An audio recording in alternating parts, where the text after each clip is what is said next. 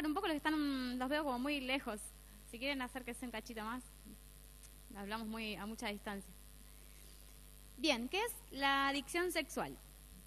La adicción sexual es una conducta que implica todo tipo de actividad sexual que sea compulsiva y que ésta no pueda ser controlada.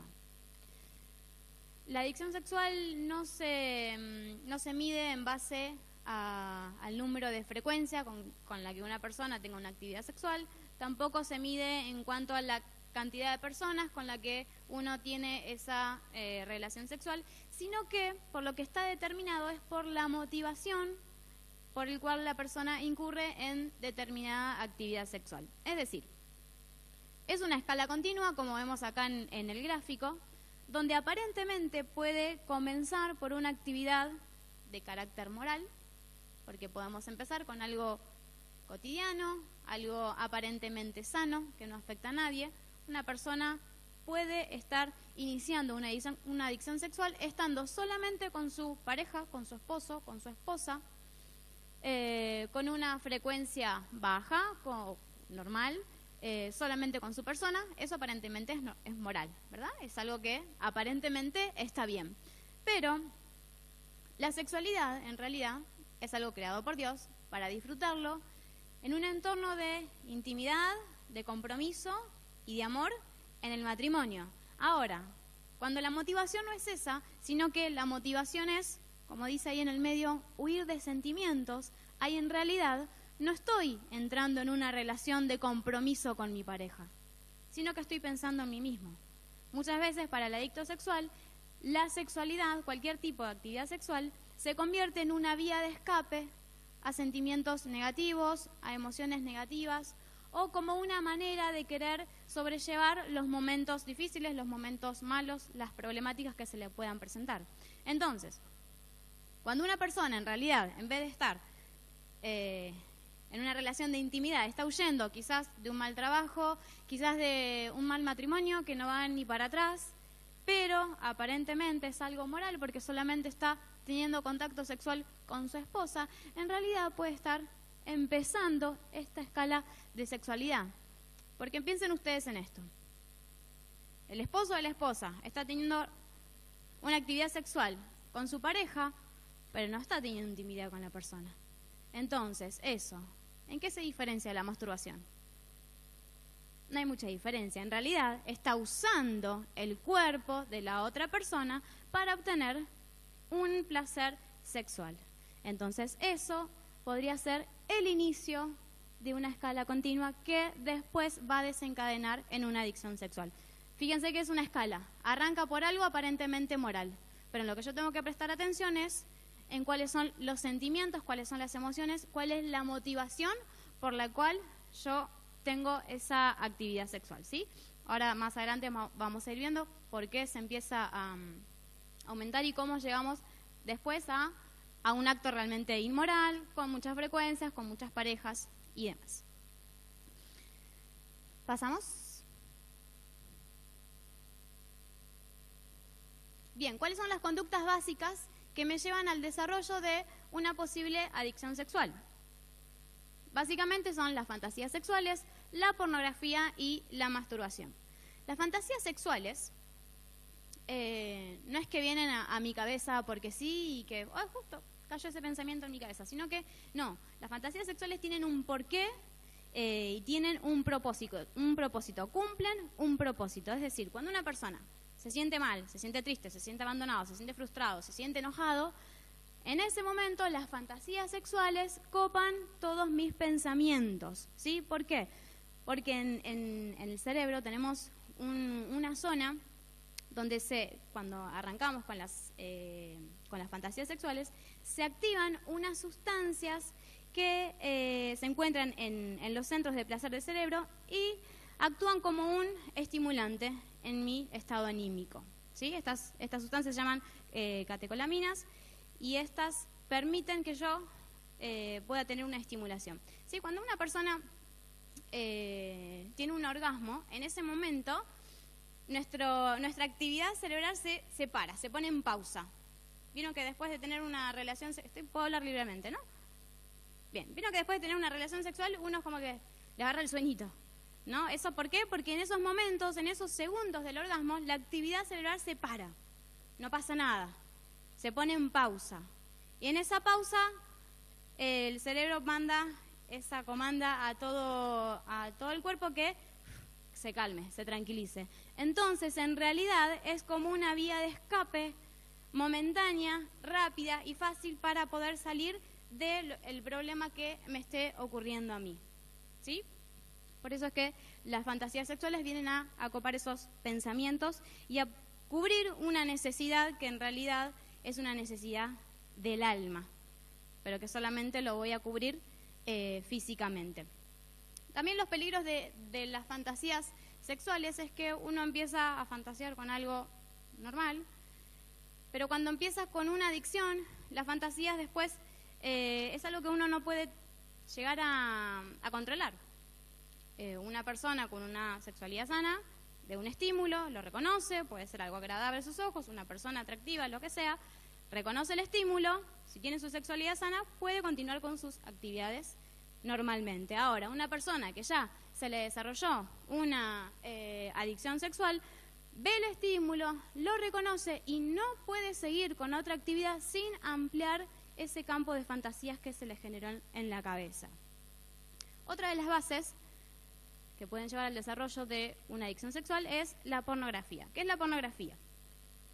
La pornografía es un conjunto de materiales donde se muestran los órganos genitales o relaciones sexuales con el fin de provocar la excitación sexual en la persona. Ahora, en realidad, esta definición es un poco incierta. ¿Por qué? Deberíamos preguntarnos a veces también qué es pornográfico para una persona y qué es pornográfico para otra persona.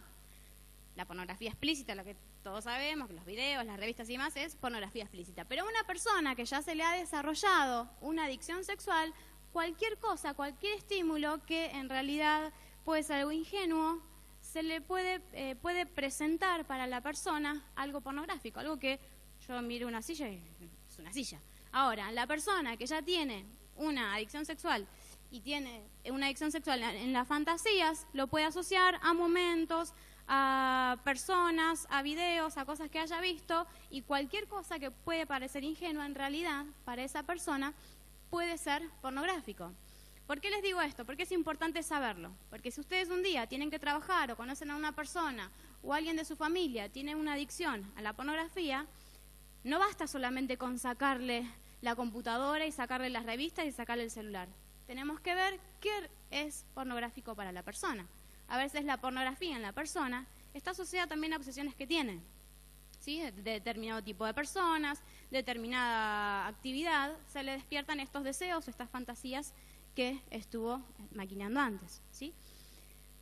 La pornografía, lejos de la sexualidad tal como Dios la pensó, para nosotros no se da en un entorno de amor, ni de compromiso, ni nada, sino que netamente está centrado en lo genital. Entonces, esto primero que denigra al ser humano y también lo podemos llamar como la ciencia ficción del sexo. Ahora, cuando nosotros miramos una película de ciencia ficción, sabemos que es mentira, que es ciencia ficción. Sabemos que no va a salir el zombie debajo de la cama para agarrarme. Sabemos que es mentira. Pero cuando uno se expone a pornografía, no considera que es ciencia ficción. Entonces, lo inculca en su cabeza y después le surge la necesidad de exteriorizarlo y incurre en, como veíamos en la escala anterior, en actos inmorales. Y lo más peligroso de la pornografía, o sea, la adicción en sí más peligrosa, es la adicción a la pornografía. ¿Por qué? Porque uno, por ejemplo, puede tener una adicción a la droga, al alcohol.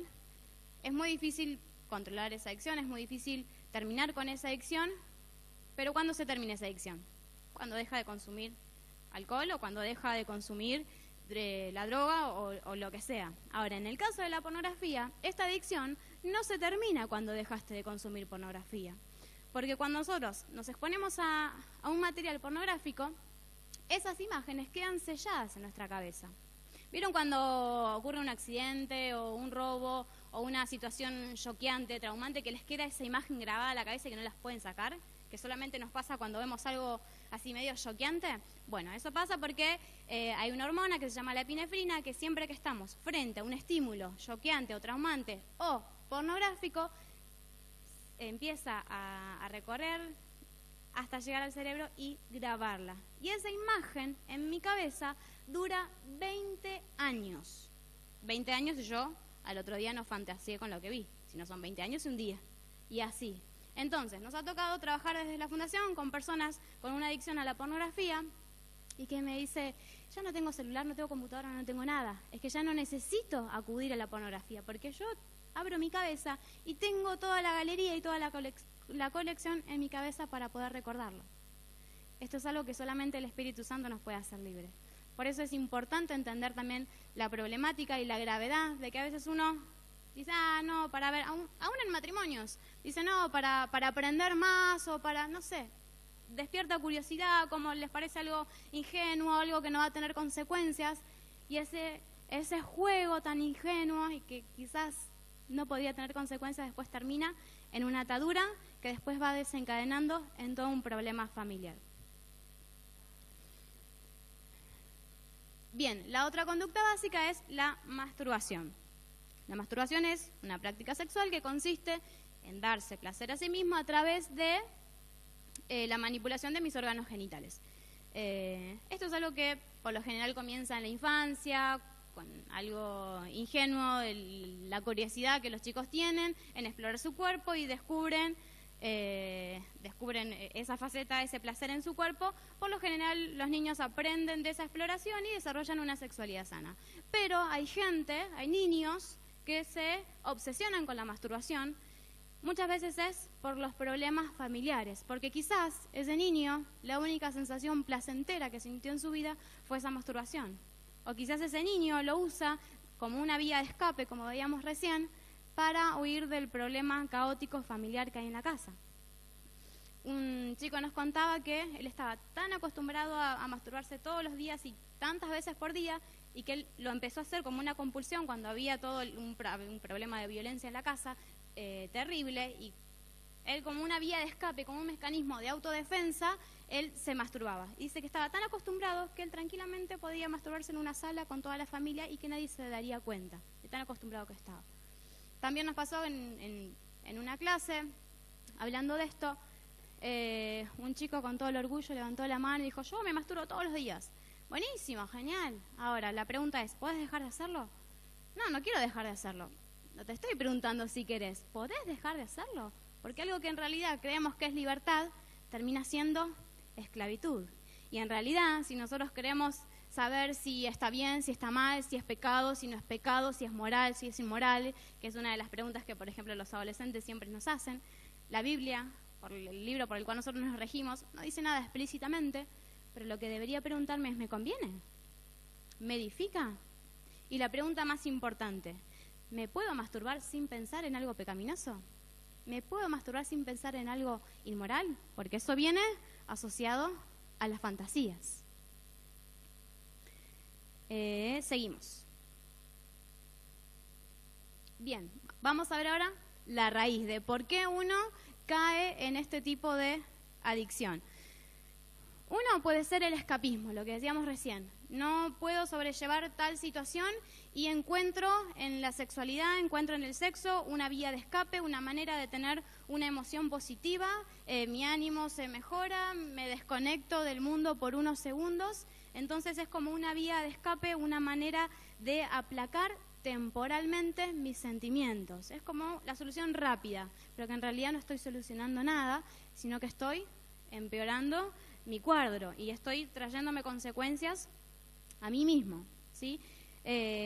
Una persona, por ejemplo, también, como una vía de escape, a veces le fue re bien en el trabajo, tuvo éxito en algo, o tuvo un momento malo en el trabajo, una situación estresante, y es como que necesita un premio, una recompensa, necesita que alguien le diga qué bueno lo que hiciste, o necesita que alguien le diga, uy, qué bajón lo que te tocó pasar, necesita esa contención, y cuando no la tiene, es como que dice, tengo derecho, me merezco un premio, me merezco una autocompensación, me merezco un momento placentero por lo que estuve viviendo.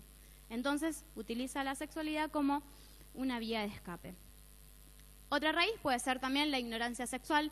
Por eso nosotros hablamos tanto y les decimos y les enseñamos a los papás, a los docentes, a las familias, en esto de la prevención, de enseñar sexualidad desde chiquitos, desde los 3 años. Bueno, por eso también surgió la necesidad de crear este libro, porque a veces nos pasa, como adultos no sabemos cómo abordar este tema, o creemos que, bueno, cuando sea más grande le explico, y no, los chicos necesitan saber desde chiquitos, desde temprana edad. Tenemos que enseñar en forma positiva de la sexualidad. Por lo general, una persona con una adicción sexual ha tenido miles y miles de experiencias sexuales, pero no sabe nada de la sexualidad. En realidad no sabe nada de la sexualidad. Y por lo general se han criado en hogares donde o no se hablaba de ese tema, o la sexualidad era un tabú, o solamente se hablaban sobre los aspectos negativos y se presentaba como algo vergonzoso y que tiene que ser malo. Entonces la persona crece con una condición en la cabeza de que la sexualidad, para que sea sexo en sí, tiene que ser malo, tiene que ser vergonzoso, y para que el sexo sea bueno, tiene que ser malo. Entonces, esa curiosidad, ese misterio de presentarlo así, tan raro, tan oculto, crea en la persona, en la cabeza, esa adrenalina de querer conocerlo, y puede desarrollar una mala conducta, porque para él, para que sea bueno, tiene que ser malo. Entonces no lo va a desarrollar de una manera sana, sino de una manera compulsiva. La otra raíz puede ser la codependencia. La codependencia es una adicción a la aprobación. Había unos casos, vamos a llamarlo Juan, un chico. Él nunca fue aprobado por su mamá, él siempre buscó un refugio en su mamá, y su mamá fue muy crítica y muy rigurosa y nunca tuvo un abrazo de su mamá. Y él, cuando empezó su juventud, empezó a pagar por sexo, ¿sí? Iba a varios lugares, pagaba por sexo y tenía relaciones sexuales con diferentes tipos de mujeres. A medida que va pasando el tiempo, esta persona ya empieza a seleccionar el tipo de mujeres con las que iba a tener intimidad sexual. Ya no buscaba mujeres jovencitas, él buscaba mujeres mayores. Y después, esas mujeres mayores también las seleccionaba, buscaba que sean parecidas a su mamá. Y después él pagaba por tener intimidad sexual, pero en realidad él se daba cuenta que estaba eligiendo, él quería que en vez de tener un orgasmo con la mujer, que la mujer lo acariciara. Él no estaba buscando sexo, él estaba buscando una madre.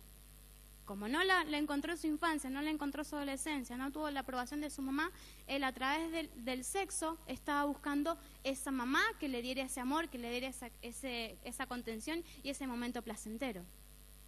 En el caso contrario, una chica, una mujer, también buscando la aprobación de su papá, que era un hombre de mucho trabajo, de viajes, y muy crítico y riguroso, y nunca la felicitaba por las cosas buenas que había hecho, solamente le rescataba todo lo malo y siempre estaba en forma negativa acercándose a ella. Entonces ella, en su adolescencia, empezó a estar con un chico, con el otro, y con aquel, y con aquel, y con aquel, y no soportaba que un chico la rechazara. Ella buscaba la aprobación de un hombre, sin importar los límites, sin importar lo que tuviera que entregar.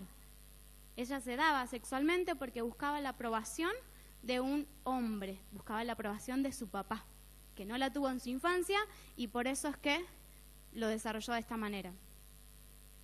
El otro punto, bueno, que ya lo desarrolló perfectamente Mabel, que quedó súper claro, es la violencia. Yo solo lo que quiero agregar acá en el tema de la violencia, cuando un niño es víctima de abuso físico, de maltrato, se genera en el niño una herida tal, con un sentimiento tan fuerte, que genera una vergüenza, pero no una vergüenza sana, una vergüenza morbosa. Esa vergüenza morbosa lo que hace es impedir que él pueda ver el valor que tiene de sí mismo, es decir, queda su autoestima totalmente devastada. ¿Y cómo va a ser para sobrellevar su vida? Como un mecanismo de defensa, busca una vía de escape, como una codependencia, o generar algún tipo de adicción, que una puede ser la adicción sexual. Otra raíz de la adicción sexual puede ser, y es una de las más frecuentes, el abuso sexual infantil. El abuso sexual es toda situación en que un adulto utiliza su interrelación con el menor para obtener satisfacción sexual. Pasamos a la siguiente. ¿No había otra? Pásame otra, a ver. Ahí está, déjame ahí un cachito. El abuso sexual infantil es un fenómeno invisible porque se supone que la infancia es feliz, que la familia es protectora, bueno, ahí no está completa, que la familia es protectora y que el sexo no existe en esa fase de la vida. Se supone que el abuso sexual infantil, dice ahí, es un fenómeno invisible. ¿Por qué invisible? Porque no debería existir. Porque todos los argumentos que vemos son cosas que no caben en nuestra cabeza. Se supone que no debería existir. Y ¿saben qué es lo más curioso de todo esto? Que antes no se hablaba de abuso sexual infantil, que nadie conocía el tema o se tapaba y nada más. Ahora, en los últimos años se empezó a hablar mucho y todos saben sobre el abuso sexual infantil. Vos googleás, entras a Facebook, en cualquier red social, vas a un lugar y tenés afiches y te explican, hay videitos por todos lados. Es como que, genial, todos sabemos sobre abuso sexual infantil, pero ¿saben qué dicen las estadísticas de hace 10 años atrás y ahora? Que han sido invariables. Y es más, que han aumentado. Entonces, nos llenamos de información, pero no hicimos nada. Todos sabemos del abuso sexual infantil y conocemos las estadísticas y conocemos lo que tenemos que hacer, pero nadie hace absolutamente nada. Se supone que la infancia es feliz y que la familia es protectora. ¿Saben qué? La familia, quienes son los que deberían proteger a los niños, el 94% de los abusos se da en el entorno familiar. Es decir, con una persona a quien confía, conoce, quien ama. Por lo general se da a través de un juego. Los niños no son conscientes que están siendo abusados. Ellos creen que es un juego, usan la manipulación. Entonces, cuando llegan a su adolescencia y se dan cuenta lo que realmente vivieron, queda su psiquis totalmente devastada.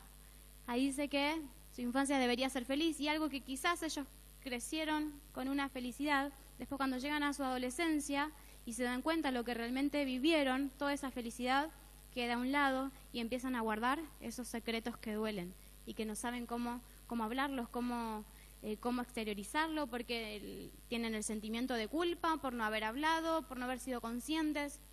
Y por lo general, el niño, la primera persona que se lo cuenta es a la mamá, y en muchos casos, por no decir la mayoría, la mamá, en vez de hacer las cosas como corresponden, de denunciar, de exponer el tema, lo guarda y opta por no creerle. No es que no le cree la mamá, no es que no le crea la mamá o la tía o la persona de confianza que tenga en la casa. Siempre hay una persona a quien el niño se acerca y le cuenta, y por lo general esa persona prefiere taparlo o prefiere decir no te creo. No es que no lo creen, sí le creen. Lo que pasa que cuando el abuso se da en el entorno familiar, aceptar que fue en el entorno familiar implica que tenemos que hacer una denuncia, que la familia va a quedar expuesta, que la familia va a quedar en vergüenza. Muchas veces la persona, el abusador, es el proveedor económico de la casa. Entonces, como explicaba hoy Mabel, por ahí la mujer no trabajaba y ahora tiene que salir a trabajar o no tiene una casa donde ir. Entonces, genera un caos terrible en la persona que prefiere decir, no te creo. Entonces, en la víctima se vuelve a victimizar, vive 2 veces el abuso, uno por el acto cometido y segundo por que no tuvo el apoyo y la contención de la familia. Por eso es importante el educar a temprana edad, de educar. La única manera de parar con el abuso sexual infantil es a través de la educación y de la prevención, porque no tenemos manera de determinar el perfil del abusador. El abusador puede ser cualquier persona. A veces uno cree que va a ser una persona desarreglada, con cara de loco. No, es una persona común, un padre de familia, una madre de familia, puede ser cualquier persona con quien uno convive y no lo va a sospechar ni por casualidad.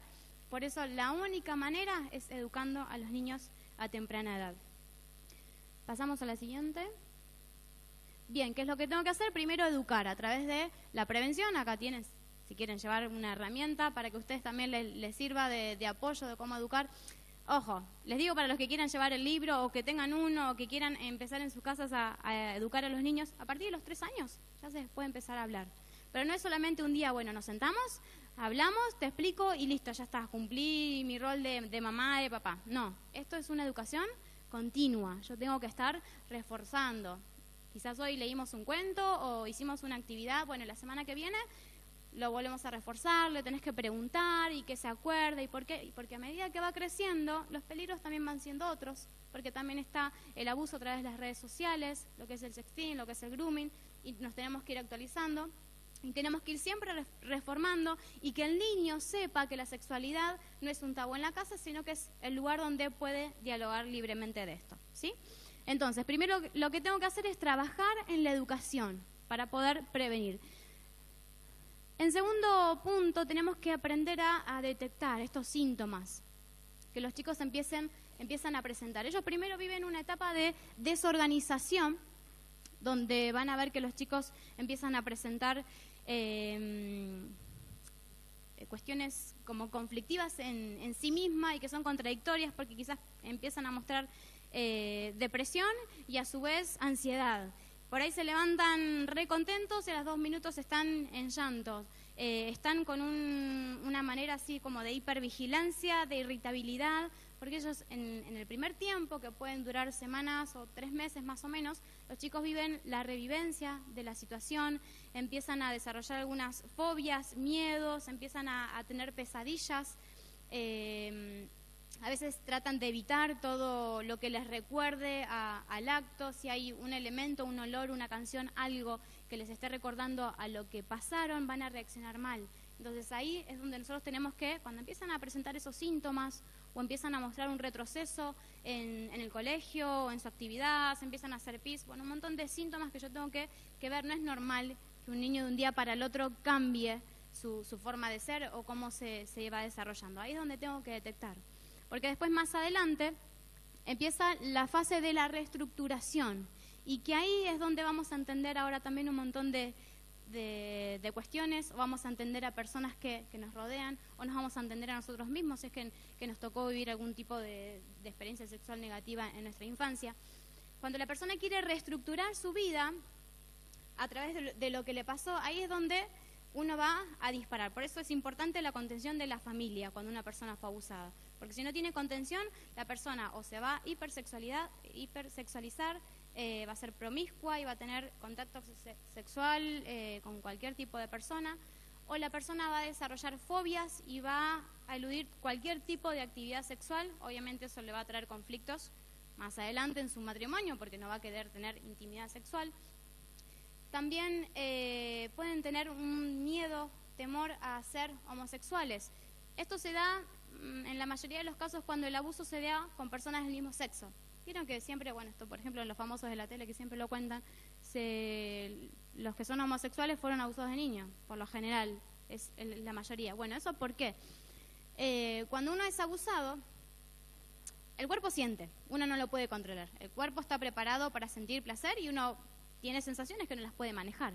Entonces, si el niño fue abusado por un varón y en el momento del abuso sintió placer porque su cuerpo lo demanda, no porque él quisiera sentir placer, sino porque es una función del cuerpo, cuando sea adolescente y entienda lo que pasó, va a recordar ese placer. Entonces, en su mente se va a condicionar: yo sentí placer, entonces debo ser homosexual. Y en realidad lo que le pasa es un condicionamiento de la mente que lo lleva a ser homosexual. Y lo mismo pasa con las mujeres. Cuando una niña es abusada por una mujer, ese condicionamiento o ese miedo a ser lesbiana la va a estar persiguiendo. Y si lo sigue alimentando, se va a convencer de que tiene esta desviación sexual. Y por último, tenemos que guiar a restaurar, por eso es importante la contención de la familia. La ciencia cataloga que una persona que fue abusada es irrecuperable, no hay manera de recuperar a la persona, pero sabemos que una familia fundada en los principios de Dios, como Mabel les hablaba recién, puede guiarlos y puede llevarlos a la restauración. Esto es posible si creemos y dejamos que Dios sea quien nos restaure. ¿Podemos volver al anterior?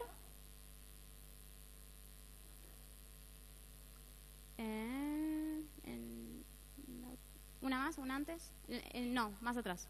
El que estaba el circulito. Ese, perfecto, ahí. Bien, este es el ciclo de la adicción sexual. ¿Cómo empieza esto? Con las raíces que vimos recién, que puede ser el abuso, la violencia, la dependencia, la codependencia de una persona, la falta de aprobación de la familia, la persona empieza con un sentimiento de preocupación, de decir, bueno, me maltratan, no me quieren, entonces soy mala persona, entonces nadie me quiere y nadie me contiene, entonces empieza a preocuparse. ¿Y qué hace con ese sentimiento? No lo sabe expresar o no lo puede expresar en su hogar, entonces recurre a lo que yo les explicaba, el placer que te provoca las fantasías, recurre a las fantasías o recurre a la pornografía como una vía de escape. Y eso obviamente después lo tiene que exteriorizar cayendo en cualquier tipo de actividad sexual o la masturbación, y luego de esto la persona experimenta un sentimiento de culpa y de vergüenza, porque sabe que está viviendo una actividad sexual que quiere controlar pero no puede. Quiere controlar, se propone controlar, pero llega un momento donde esa preocupación lo abruma y ¡pum!, escapó por ahí. Y después se siente frustrado porque no pudo controlar su propio cuerpo. Qué frustrante es que no podamos controlar nuestro propio cuerpo. Y esa culpa, vergüenza, ¿a dónde lo lleva? Otra vez a la preocupación. Y empezamos a repetir este ciclo. Pero ¿saben qué es lo más grave de este ciclo? Porque no es que se repite y nada más, que siempre va a pasar lo mismo, no. En cada vueltita le voy agregando un grado de gravedad. ¿Por qué? Por ejemplo, si una persona empieza a consumir pornografía, es una adicción, ¿sí? Entonces, el adicto, por ejemplo, el adicto al alcohol, ¿va siempre a tomar un vasito de vino? No, cada vez se va incrementando, empieza por un vasito y después termina, cada vez la cantidad que tiene que consumir va a ser mayor para poder mantener su grado de alcohol en sangre. Bueno, y acá es lo mismo. La adicción, para poder mantener el mismo nivel de excitación, va a tener que empezar a consumir pornografía más fuerte. ¿Y a qué llamamos más fuerte? Que ya va a empezar a pagar por otro tipo de páginas, va a empezar a consumir pornografía que antes no se le hubiera ocurrido, y ahí empiezo a tener deseos inimaginados. Por ejemplo, una persona antes de tener su primera relación homosexual, primero que hizo, consumió pornografía homosexual. El 40% de los pedófilos primero consumieron pornografía infantil, y cada vez me voy metiendo más, hasta que llega un punto que no puedo controlar y la pornografía me tiene atado. ¿Y saben qué? Los pornógrafos están recontentos porque ellos quieren ganar plata y mantener el rating de las páginas más visitadas, entonces ellos te proveen todo a la mano. Hoy hay perversiones terribles en cualquier sitio y al alcance de cualquier persona porque ellos solamente quieren ganar plata. No le importa lo que la persona piense. ¿Y cuándo la persona va a salir de este ciclo? Cuando ya no tenga más nada que perder, porque ya haya perdido todo. Seguimos una más y ya terminamos. Ahí, bien. Rapidito, ¿cuáles son las consecuencias internas y en relación a las personas, en relación a su familia? Primero, obviamente, va a tener esta persona con una adicción al sexo, va a tener dificultad en las relaciones personales. Es una persona que, por lo general, tienen como dos facetas o muestran dos caras porque no van a mostrar sus verdaderos sentimientos. Por lo general, estas personas van a estar siempre contando más sobre sus sentimientos con un extraño, pero nunca con un conocido. ¿Por qué? Porque tiene miedo que la persona a quien realmente ama lo abandone. Ese es un mayor temor, que cuando sepan qué tipo de persona es, qué es lo que está haciendo, que la persona a quien ama lo abandone. Entonces siempre se va a expresar con quien no tenga miedo de perder. Entonces la familia, ¿qué va a decir? Ah, claro, pero entonces a él le contás todo, con él pasas tiempo, con esa persona le contás y a mí nada. Entonces obviamente esto va a generar conflictos en las relaciones personales. El 70% de las personas adictas al sexo presentan un déficit de atención porque su cabeza obviamente está, a medida que este ciclo va avanzando, su cabeza está cada vez más en el tema de las fantasías y buscando la manera de exteriorizar lo que uno está pensando. Va a tener conductas distantes y retraídas porque va a estar físicamente, pero mentalmente no va a estar porque va a estar gestando todo esto en su cabeza. Y además la persona está enojada consigo mismo porque no puede controlarse, pero va a reflejar su enojo con los demás, entonces va a estar como irritable, totalmente mostrando una actitud de irritabilidad todo el tiempo. Y por último, y el más grave de todos, va a empezar con hábitos contaminantes en una nueva víctima, es decir, lo que uno vivió como víctima, esta persona, si no es ayudada a tiempo, lo va a vivir, pero ahora del otro lado. Si fue abusada, probablemente sea un abusador. Si fue golpeado, probablemente sea un golpeador. ¿Sí? Si consume pornografía, probablemente después empiece a consumir pornografía delante de todos y no tenga problemas. Nos ha pasado de tratar con una nena de 9 años adicta a la pornografía. ¿Por qué? Porque su papá estaba tan metido en la adicción a la pornografía que ella ni siquiera tenía el cuidado de irse al baño a un lugar oculto. Ponía la pornografía ahí, arriba de la mesa. Entonces a la nena se le despertó la curiosidad. Y a los 9 años ya estaba con una adicción a la pornografía. Entonces algo que uno cree que es consecuencia para mí nada más, en realidad estoy afectando a todo mi entorno. ¿Seguimos? Bien, ¿cómo sanar la adicción sexual? Esto es para ustedes o para quien conozcan que puedan ayudar. Primero, tenemos que hablar de conductas del pasado.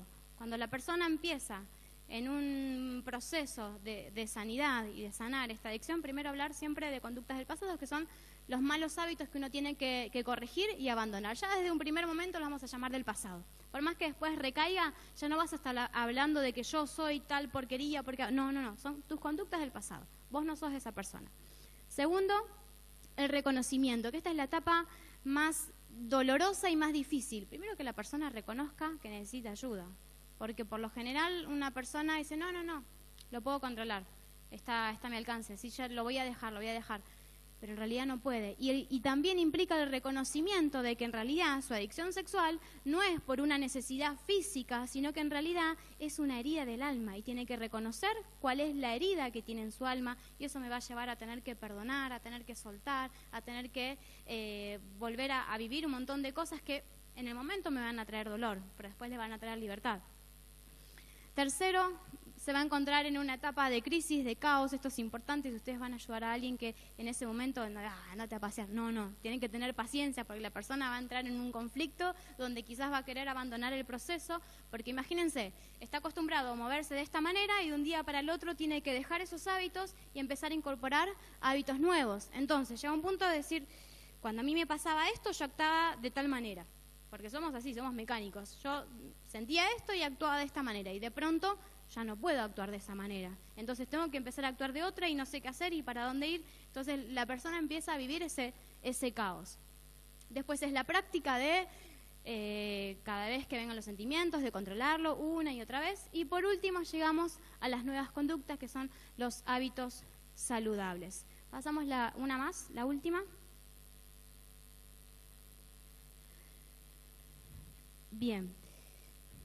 Pero en realidad la base de todo esto, lo que vimos recién, la escala que vimos anterior, es como un mecanismo, o tómenlo como un consejo de cómo guiar a la persona, pero lo que nosotros tenemos que llegar es al alma de la persona. Lo que tenemos que lograr sanar es su autoestima.